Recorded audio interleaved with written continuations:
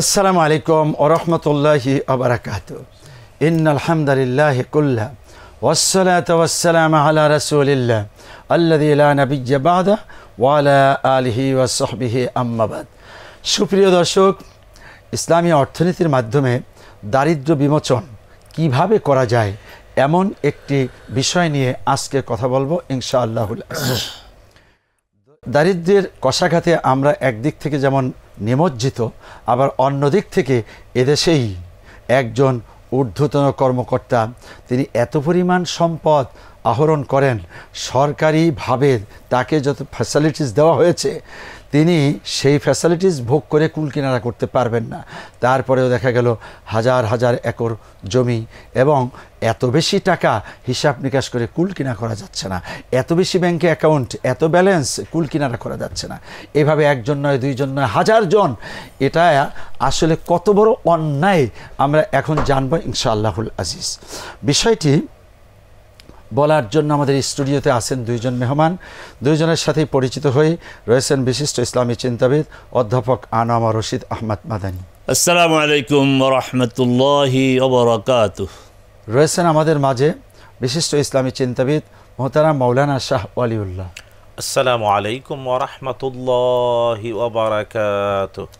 ওয়া আলাইকুম আসসালাম ওয়া রাহমাতুল্লাহি ওয়া বারাকাতুহু। আহলান ওয়া সাহলান, মারহাবান বিকুম। প্রিয় দর্শক, কথা বলছি আমি ডক্টর শহীদুল ইসলাম বারাকাতি। প্রথমে জানতে চাচ্ছি দরিদ্র কাহাকে বলে? আল্লাহুম্মা লাকাল হামদু হামদাশ শাকিরিন ওয়া সাল্লি ওয়া সাল্লিম আলা রাসূলিকাল আমিন ওয়া আলিহি ওয়া সাহবিহি ওয়া মান তাবি'আহুম বিইহসানিন ইলা ইয়াউমিদ্দিন। দরিদ্র বলতে আমরা যা বুঝি সেটা হচ্ছে জীবনের প্রয়োজন মেটানোর মতো আর্থিক সামর্থ্য যার কাছে থাকে না। আরবিতে বলা হয় ফকির, মানে যিনি এই পরিমাণ সম্পদের মালিক না যে তার প্রাত্যহিক জীবনের যে প্রয়োজনটা তিনি মিটাবেন, মানে রেগুলার খাদ্য খাবারও তার কাছে নাই। সাদামাটাভাবে আমরা এইভাবে বুঝি। এখন এই যে ফকিরের মূল শব্দ হচ্ছে ফকর। ফকরের বাংলা আমরা করতে পারি অভাব, অনটন, দরিদ্রতা, এইভাবে করতে পারি। এই বিষয়টা তো ভালো না, কারণ আল্লাহ রসুল সাল্লাল্লাহু আলাইহি সাল্লাম আল্লাহর কাছে ওইসব বিষয় চেয়েছেন যেগুলি কল্যাণকর, তার জন্য কল্যাণকর ছিল, এবং এই কল্যাণকর বিষয়গুলো আল্লাহর কাছে তিনি চেয়ে তার অনুসারীদেরকে শিক্ষা দিয়েছেন যে আমি যে বিষয়গুলি চাই তোমরাও এই বিষয়গুলি আল্লাহর কাছে চাও।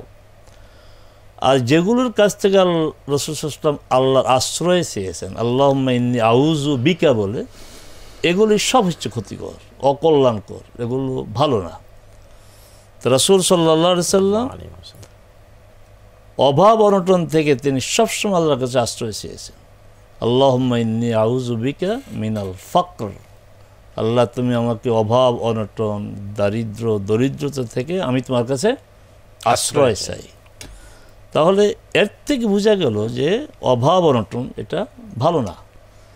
অভাব অনটন যেন না থাকে, নিজ অবস্থান থেকে এই চেষ্টাটা করে যেতে হবে। আমাদের ইতিপূর্বের এক আলোচনা এসেছে যে আমার যে বেসিক নিডগুলো যদি না থাকে তাহলে কর্জে হাসান আমরা নিতে পারবো। এটা আমাদের শাহ ওলিউল্লাহ সাহেব বলেছেন। দেখুন কোরআন মাজিদে এমনকি হাদিসে কর্জে হাসানের ব্যাপারে উৎসাহ দেওয়া হয়েছে। কর্জে হাসান দাও দাও দাও, এবং কোরআন মাজিদে বলেছে বহু গুণ সওয়াব হবে, ফায়ুদাইফুহু লাহু আদআফা, বহু গুণ। অথচ সাধারণ সাদাকাতে বলছে 700 বা এর চেয়ে বেশি, কিন্তু আদআফান মুদাআফা বলা হয়েছে।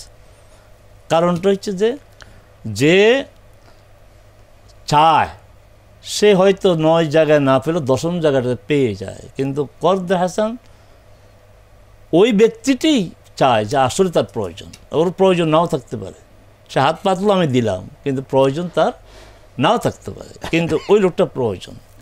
কিন্তু কোরআন হাদিসে এমন একটি নস বা টেক্সট নাই যে করজ নেও। তাহলে বোঝা গেল কি করজ নেওয়াটা কিন্তু ভালো না, উৎসাহিত করা হয় নাই। তোমার অভাব মোচন করার জন্য, তোমার অভাবকে ফেস করার জন্য তুমি কাজ করো। কোরআন বারবার কাজের কথা বলছে, বেরিয়ে যাও। ফাইদা কুদিয়াতিস সালাতু ফান্তাশিরু ফিল আরদ, সালাত আদায় হয়েছে না, আর সময় ক্ষেপণ না করে চলে যাও। এবং এই উপার্জনটাকে আল্লাহ সুবহানাহু ওয়া তাআলা ফদলুল্লাহ বলেছেন।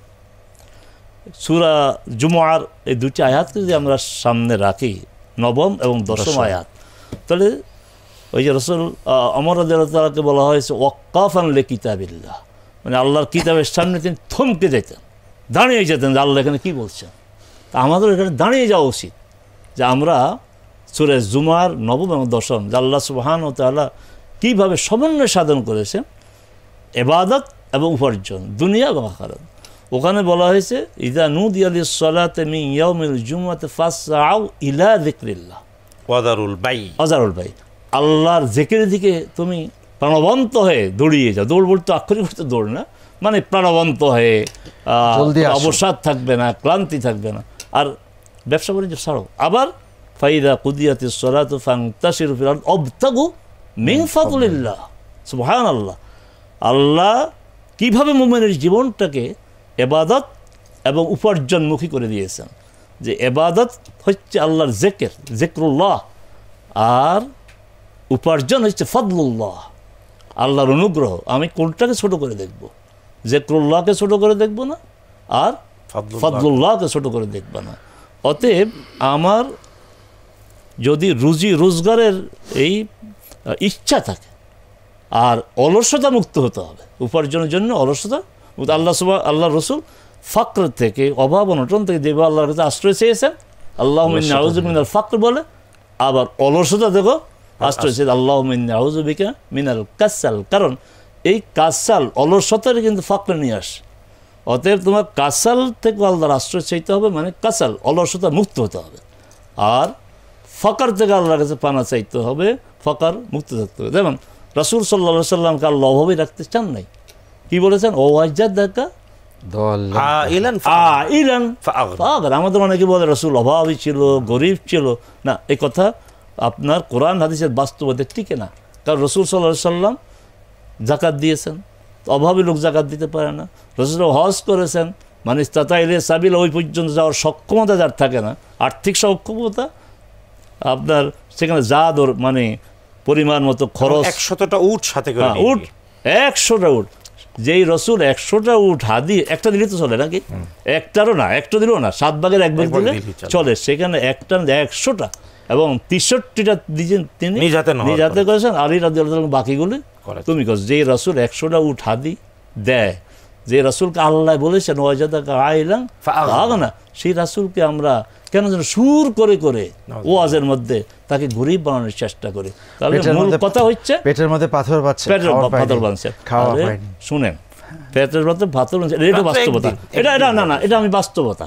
সেটা কি? এই যে আমাদের দেশে মাটি কাটা শ্রমিক আছে না, সকালবেলা আপনার বড় প্লেটে 1 প্লেট 2 প্লেট ভাত খায়, এরপর যখন মাটি কাটতে থাকে তখন কোমরে গামছা বাঁধে। তো কোমরে গামছাটা কেন বাঁধে? না, এটা মানে কাজ করার জন্য তার একটা শক্তিটা থাকে আর। তো এইখানে পেটের পাথর বাঁধার অর্থ একেবারে তিনি খান নাই, অভাবী, এটা হতে পারে না। রাসূল সাল্লাল্লাহু আলাইহি ওয়াসাল্লামের এই যে পুরা জীবন চরিত্র যে আমাদের সামনে আসে, তাহলে প্রমাণিত কথা সহিহ হাদিস দ্বারা রাসূল সাল্লাল্লাহু আলাইহি ওয়াসাল্লাম গরিব। শুকরান, জাযাকাল্লাহ। আবার আসবো আপনার কাছে। দারিদ্র্য বিমোচন, এই বিষয়টিতে অনেক স্লোগান আমাদের সমাজের ভিতরে আছে, কিন্তু আক্ষরিক অর্থে দারিদ্র্য বিমোচনের জন্য যেভাবে কাজ করা দরকার সেই কাজটা কি আছে? ধন্যবাদ আপনাকে। আলহামদুলিল্লাহ, ওয়াসসালাতু ওয়াসসালামু আলা রাসূলিল্লাহি ওয়া বাদ। আসলে দরিদ্র আর দারিদ্রতা থেকে অভিশাপ, এর থেকে মুক্তি চাই আমরা। আর এটা মুক্তির জন্য অনেক স্লোগান আছে, অনেক কথাবার্তা আছে, অনেক আওয়াজ আছে, কিন্তু বাস্তবে এর প্রতিফলন যদি থাকতো তাহলে আমাদের বাংলাদেশ এমন হতো না। এটা আমরাই এর প্রমাণ। তবে হ্যাঁ, যদি সত্যি দরিদ্র আর দারিদ্রতা থেকে মুক্ত হতে চাই পৃথিবী, তাহলে কেবল একমাত্র ঠিকানা ইসলাম, কেবল একমাত্র ব্যবস্থাপত্রের নাম ইসলাম, কেবল একমাত্র প্রায়োগিকতার নাম ইসলাম, এবং এটা কেবল গল্প না, পৃথিবী দেখেছে। ইবনে কাসির তার বিদায়া ওয়ান নিহায়াতে লিখেছেন, মাত্র 90 হিজরিতে উমর ইবনে আব্দুল আজিজ যখন সারাটা পৃথিবীর মুসলিম জাহানের খলিফা, তখন জাকাতের টাকা নিয়ে মুসলিম বিশ্বের এক প্রান্ত থেকে আরেক প্রান্ত পর্যন্ত 2 জন ঘুরেছে। জাকাত নেয়ার মতো অভাবী দরিদ্র লোক খুঁজে পাওয়া যায় না।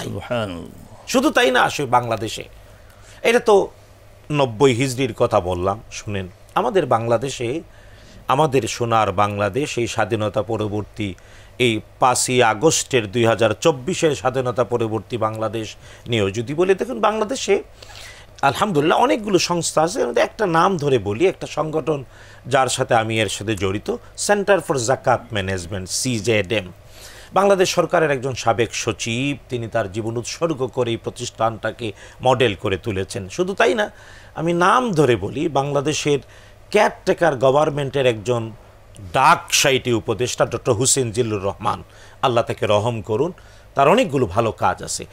তিনি নিজে এই সেন্টার ফর জাকাত ম্যানেজমেন্টের প্রকল্প নিয়ে রিসার্চ করেছেন, এবং তারই রিসার্চের সাথে পৃথিবী বিখ্যাত ইসলামী অর্থনীতির আরেকজন প্রফেসর ডক্টর কবির হাসান, যিনি 80-র দশকে বাংলাদেশ থেকে চলে যান, এখন নিউ ইয়র্কে আসেন, থাকেন, সারা পৃথিবী তাকে ইসলামী অর্থনীতির শিক্ষক হিসাবে মানে, তিনিও যুক্ত রয়েছেন। শুধু তাই না, কেবল ডক্টর হুসেইন জিল্লুর রহমান এবং প্রফেসর ডক্টর কবির হাসান একটা ব্যাপারে দারিদ্র্যমুক্ত বাংলাদেশের জন্য গবেষণা করেছেন, তা হলো যদি বাংলাদেশে কর্পোরেট জাকাত আদায় হয়, আমি আবারও বলছি, বাংলাদেশে ব্যক্তি পর্যায়ে অনেকেই জাকাত দিচ্ছেন, কিন্তু প্রাতিষ্ঠানিক বড় বড় ব্যবসা প্রতিষ্ঠান, কর্পোরেশনগুলো কর্পোরেট জাকাত ঠিকমতো দেয়া হচ্ছে না। তো ডক্টর হুসেইন জিল্লুর রহমান আমাদের বাংলাদেশের জাতীয় রাজস্ব বোর্ডের অন্তত 1/2 ডজন সাবেক চেয়ারম্যান বা সদস্যর সহযোগিতায় গবেষণা করে বলেছেন, বাংলাদেশেও যদি, আমাদেরই বাংলাদেশে যদি কর্পোরেট জাকাত, ব্যবসা প্রতিষ্ঠানগুলো, এটা আবার জানা উচিত, তারা কর দেয় সর্বোচ্চ 48-45% তাদের ইনকাম থেকে, সকল ব্যয় বাদ দিয়ে ইনকামের 47%, 45% এমন কর দিতে হয়, কিন্তু মাত্র 2.5% যদি জাকাত দেয়, 2.5%, 100 টাকায় 2.5 টাকা, 40 টাকায় 1 টাকা, বাংলাদেশে কর্পোরেট জাকাত যদি আদায় করে সরকার আইন করে, এবং আল্লাহ তাআলা এবং তার হাবিব মুহাম্মদুর রাসূলুল্লাহ সাল্লাল্লাহু তাআলা আলাইহি ওয়াসাল্লাম যেভাবে 9 নম্বর সূরা আত-তাওবা এর 60 নম্বর আয়াতে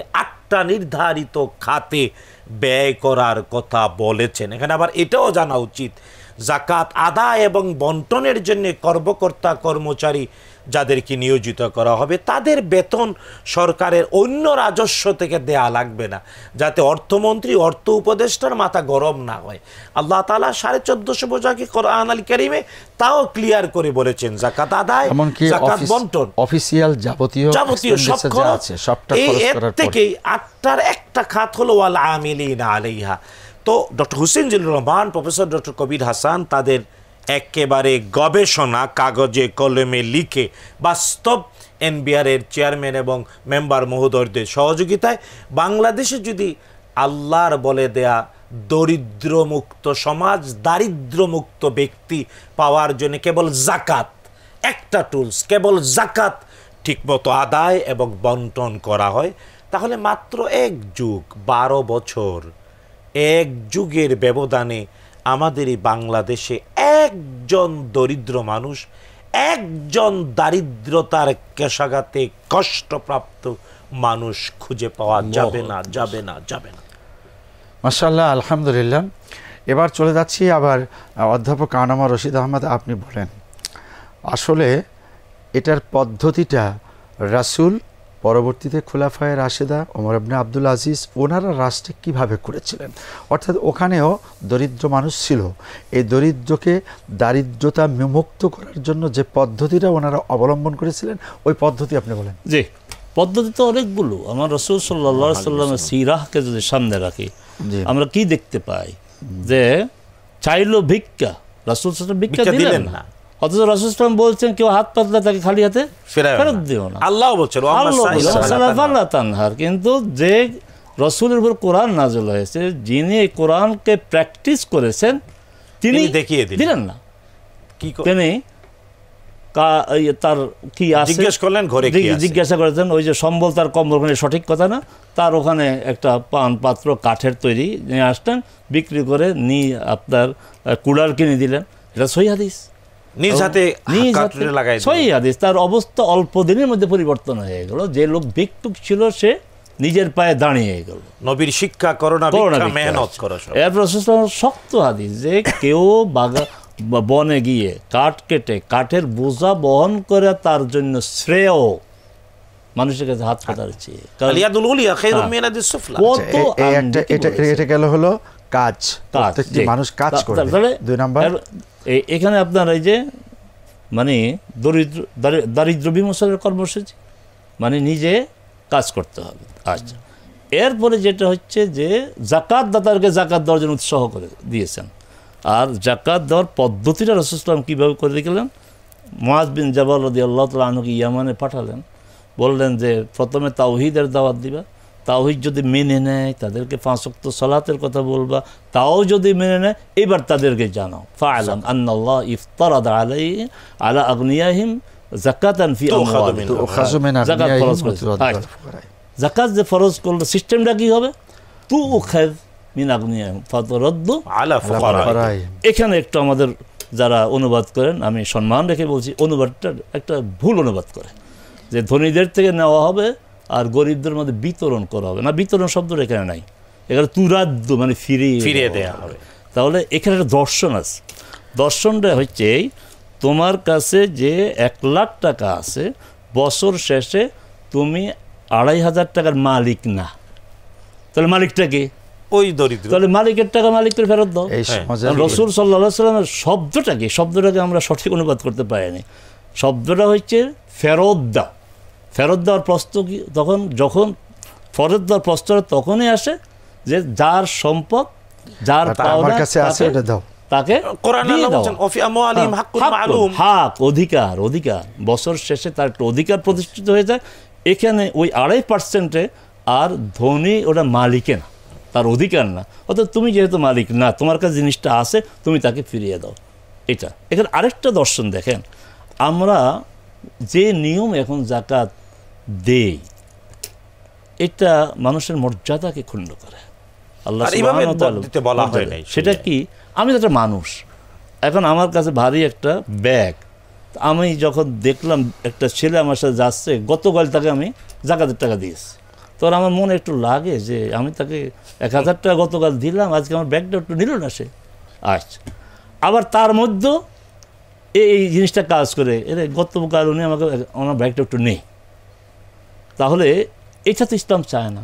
ইসলাম চায় যে যাকাত দিবে সে জানবে না আমার যাকাতটা কার কাছে গিয়েছে, যে যাকাত নিবে সে জানবে না আমাকে কে যাকাতটা দিয়েছে, আত্মমর্যাদা। তাহলে এটাও আপনার মেনটেন করতে হবে, এই জিনিসটা মেনটেন করতে হবে। আর যে গবেষণার কথা এসেছে চমৎকার, আর ওই গবেষণা না একটা একাডেমিক বিষয়, গবেষণা এটা শিক্ষিত লোকরা বুঝবে, সাধারণ লোকরা বুঝবে না। কিন্তু সাধারণ লোকরা তো এটা বুঝেছে, ছাত্র জনতার আন্দোলনের যে বিজয়ের পরে এই জিনিসটা বুঝেছে যে বাংলাদেশে হাজার হাজার হাজার কোটি টাকা চলে গেছে বাইরে, এই লক্ষ কোটি টাকা চলে গেছে। এই টাকাটা যদি বাংলাদেশে থাকতো আর যদি প্রপার আপনার বন্টন নিশ্চিত করা হয়তো, তাহলে তো অভাব থাকার কথা না, অভাব থাকার কথা না। আমার বড় বড় প্রকল্পের জন্য আমার বাইরে ঋণের জন্য হাতটা পাতার কথা ছিল না। তাহলে এইভাবে আমরা বলতে পারি কিনা বিষয়টাকে, যে আমার এই দেশ, যে দেশে আল্লাহ সুবহানাহু ওয়া তাআলা আমাকে জন্ম নেওয়ার সুযোগ দিয়েছেন, তৌফিক দিয়েছেন, আমি ইচ্ছা করে এখানে জন্ম করি, আমার দেশ, আমার প্রিয় মাতৃভূমি, এই দেশটা আসলে গরিব না, এটাকে গরিব করে রাখা হয়েছে। আমি তো ওই একটা আপনার এমবিসিতে দীর্ঘদিন কাজ করেছি, আমি আমার হাত দিয়ে কখনো লেখি নাই যে বাংলাদেশ একটি গরিব দেশ। আমি আসলে গরিব নয়, আসলে গরিব নয়, এটা আমার দেশ গরিব না, আমার দেশ সমৃদ্ধ। শুধু আপনার এই যে মানে আমার যে খনিজ সম্পদ, তারপরে আমার যে আপনার বনজ সম্পদ, মানব সম্পদের চেয়ে বড় সম্পদ আর কি। এই সম্পদের বাইরেও যে তরল সম্পদের যে বাংলাদেশে সমৃদ্ধ, এটা কখন বোঝা গেল? 5 তারিখের পরে বোঝা গেল যে আমার দেশে তারল্য সংকটও ছিল না। শুকরান, জাযাকুমুল্লাহ। বন্ধুগণ, আসলে হীনমন্যতায় ভুগছি আমরা, মিসকিন, আমরা ফকির দেশ, আমাদের কিচ্ছু নেই। অথচ রাসূল সাল্লাল্লাহু আলাইহি ওয়াসাল্লাম এবং খোলাফায়ে রাশিদুন, আপনার কাছেই যাব এখন, সেখানে মিল ছিল না, ফ্যাক্টরি ছিল না, এই জাতীয় ব্যাংক, বিমা, অনেক যে আর্থিক প্রতিষ্ঠান, এর একটাও ছিল না। মানুষ হাতে হাতে লেনদেন করেছে এবং কাঁচা টাকা লেনদেন করেছে। এই জাতীয় ব্যবসা বাণিজ্য বিদেশ থেকে এসে ইনভেস্ট করা কিচ্ছু ছিল না। সেখানেই যদি দরিদ্র জনগোষ্ঠী বিদায় করে দিয়ে সবাইকে সচ্ছল করা যায়, তাহলে আমার দেশে করা আরও সহজ। একটা জায়গায় সমস্যা, সেটা হলো করাপশন, দুর্নীতি, দুর্নীতি, দুর্নীতি। এই দুর্নীতিকে দূর করতেই হবে। যে আমি যেটা যুক্ত করতে চাচ্ছিলাম, যে আপনি যেভাবে প্রথম বলেছেন যে দরিদ্র আর দারিদ্রতা, ইসলামী শরিয়া দরিদ্র আর দারিদ্রতাকে 2 ভাগে ভাগ করেছে। এটা শেখও বলছিলেন, ফকির এবং মিসকিন। যে কারণে যাকাত আদায়ের 8টা খাতের মধ্যে 1 নাম্বার ফকির, ইন্নামা সাদাকাতুল লিল ফুকারা, 2 নাম্বার মাসাকিন। এখন আমরা দেখতে পাই যে যদিও দারিদ্রতার সংজ্ঞা কি ওয়ার্ল্ড ব্যাংক এক ধরনের বলে, IMF এক ধরনের বলে, শুধু তাই না আরও উন্নয়ন সংস্থাগুলো এক এক ধরনের বলে, রাষ্ট্র আমাদের নিজস্ব একটা সংজ্ঞা আছে কাকে দরিদ্র বলবে, দারিদ্রতা মানে কি। কিন্তু ইসলামী শরিয়া বলেছে মৌলিকভাবে দারিদ্রতা মানে হলো দরিদ্র ওই ব্যক্তি যে ব্যক্তির কাছে নেশাব পরিমাণ সম্পদ নাই। এটা হল প্রথম সংজ্ঞা, যেটা ইউনিভার্সাল। আর নেশাব পরিমাণ সম্পদ কি? যে ব্যক্তি আয় করলো, ব্যয় করলো, কিন্তু বছর শেষে দেখলো একটা বছর তার কাছে উদ্বৃত্ত আছে 7.5 ভরি স্বর্ণ অথবা এর সমপরিমাণ মূল্য, এর নাম ব্যক্তি ধনী। আর এর নিচে হলেই দরিদ্র। হ্যাঁ, এই দারিদ্রতাকে ইসলাম আবার 2 ভাগ করেছে, একটা হলো ফকির আর একটা হলো মিসকিন। ফকির কাকে বলে সে স্পষ্ট করে বলেছেন, মান লা শাইআ লাহ, যার কিচ্ছুই নাই তার নাম ফকির। আর মিসকিন, মিসকিন হলো ওই ব্যক্তি যার অল্প আছে, চলে না, লাগে 10 টাকা, আছে তার 8 টাকা, 9 টাকা, 5 টাকা, 4 টাকা, 3 টাকা, এই যে তাকে বলে মিসকিন। তাই 1 নম্বরে ফকির, 2 নম্বর মিসকিন। ইসলাম দারিদ্র বিমোচন করতে গিয়ে ফকির এবং মিসকিনকে যাকাত আদায়ে 1 এবং 2 খাত রেখে আমাদেরকে সতর্ক করে দিয়েছে। হ্যাঁ, ফকির এবং মিসকিন এই 2টা স্ল্যাব ধরে দারিদ্র বিমোচনের জন্যে, দরিদ্রকে সাহায্য করার জন্য প্রায়োরিটি বেসে আগাতে হবে। আল্লাহ তাআলা বুঝার তৌফিক। আমিন, আমিন। আজকে সময় নেই, আপনাদের থেকে এই বিষয়ে আরও অনেক কথা শোনার ছিল। প্রিয় দর্শক, আপনার কাছে আমার প্রশ্ন, আপনার যাকাতটা হিসাব করে সঠিকভাবে দিচ্ছেন তো? দিচ্ছেন, সেটা কি শাড়ি লুঙ্গি দিয়ে দিচ্ছেন? মানুষকে দাঁড় করিয়ে 100 আর 500 টাকা করে দিচ্ছেন? তাহলে অবশ্যই আপনি যদি না দিয়ে থাকেন, দিতে হবে। আর ওই পদ্ধতিতে দেন, অবশ্যই সেটা আদায় হবে না, হবে না, হবে না। রাসূল এমনটি করেননি। এ কারণেই আমাদের দেশে দিন দিন গরিব ফকির বাড়তেই আছে। আমরা রাস্তাঘাটে চলা খুব মুশকিল হয়ে গিয়েছে। গাড়ি কোথাও থামলেই 1 জন না 7 জন 10 জন এসে টুকটুক করতে থাকে যে আমাকে 5টা টাকা দেন, আমাকে 50টা টাকা দেন, আমাকে 100টা টাকা দেন, আমার কাপড় নেই, আমার জামা নেই, আমার খাবার নেই। এই অবস্থাটা শুধুই নিম্নগামী হচ্ছে পরিকল্পনার অভাব। একটি সঠিক পরিকল্পনা নেওয়া উচিত। একটু আগে যে গবেষণার কথা শুনলাম, তা সেই গবেষণার পরে এখনকার কাজ হলো পুরো দেশে কারা কারা বিত্তশালী যাকাত দাতা, তাদের সম্পদগুলিকে সংস্থার মাধ্যমে হোক বা রাষ্ট্রীয়ভাবে হোক, এটা এখন একটা উত্তম সময় রাষ্ট্রীয়ভাবে এটাকে কালেকশন করুক। এই টাকাটি কতটা মানুষকে দিলে সেই মানুষের আর কোনো দিন হাত পাততে হবে না, সেটাও রাষ্ট্রীয়ভাবে ব্যবস্থা করা হোক। আর হাত পাতার পরে পরবর্তীতে ওই লোকটাকে আবার আইনিভাবে ধরে নেওয়া হবে, কেন সে আবারও হাত পাতলো, সেটার একটা দুইটা দৃষ্টান্তমূলক বিচার হলে অনেক ফকির এই যে মাঠে ময়দান থেকে বাড়িতে চলে যাবে। আর এদেরকে কাজ দেওয়া উচিত, এদেরকে বিভিন্ন জায়গায় কর্মসংস্থানে লাগিয়ে দেওয়া উচিত। এগুলো না করা পর্যন্ত কোনোভাবেই আমরা এদেশকে দারিদ্র্য বিমোচন করে স্বাবলম্বী করতে পারবো না। ফকির থাকবেই, এই থাকাটাকে নিশ্চিত করাটাই হচ্ছে আমাদের কাজ, কিন্তু না, নিশ্চিত করতে হবে না থাকাটাকে। আল্লাহ পাক তৌফিক এনায়েত করুন। আপনাদের দুইজনকে অনেক অনেক ধন্যবাদ। আসসালামু আলাইকুম ওয়া রাহমাতুল্লাহি ওয়া বারাকাতুহু।